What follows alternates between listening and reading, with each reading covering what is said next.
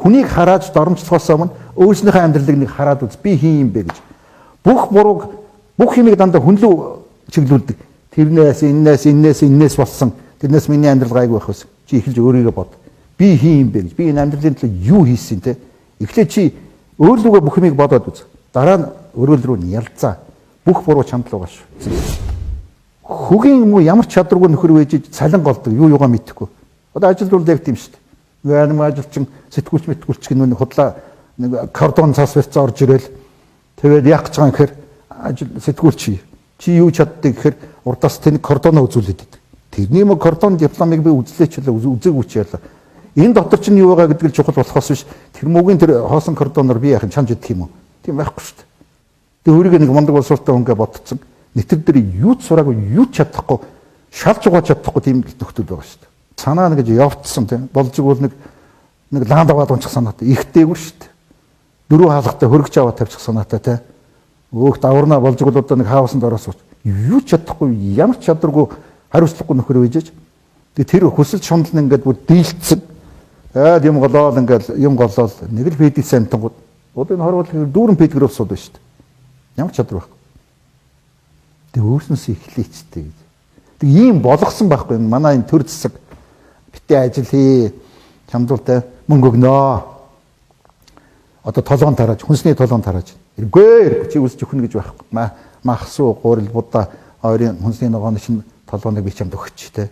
За ингээд олон хүүхдээс цоц мөнгөний нүгий. Тгий. Одоо ингээд өө чи банкнаас зээл авчихсан уу? За бид нар төлж. Бид нар гэдэг нь ажил хийгээд татвараа төлдөг бидний мөнгийг л аваачаад өгж байгаа шүү дээ улс төрчид чинь. Бид тэгвэл хулгай хийгээгүй татвараа улстай төлөөд үнэнчээр явсны хохиу те. Одоо хох гэж шүү дээ. Хогч нь чамайг заяачин дээ гэж. Хэн татвараа төлөх гэсэн. Хэн үнэнчээр явах гэсэн. Хэн зээл авахгүй амьдралаа нэг зөв амьдраад чи болгоод дээ гэсэн. Хогч нь.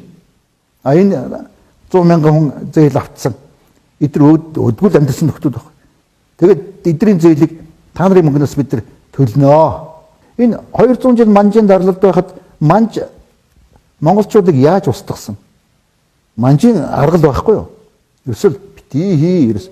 Манж өөрөө тэр бодлогодоо хятадуудад молигдуулаад өөрснөө манж гэдэг тэр том династи империйг гүрэн өөрөө сөнөөд устдаад алга болсон. Одоо дэлхийд дээр манж гэдэг нэг цөөхөн хэдхэн хүн л байна. Тэр амар том импери. Яасан энэ аргыг л хятадууд хэрэгэлцсэн. Маш зөв арга.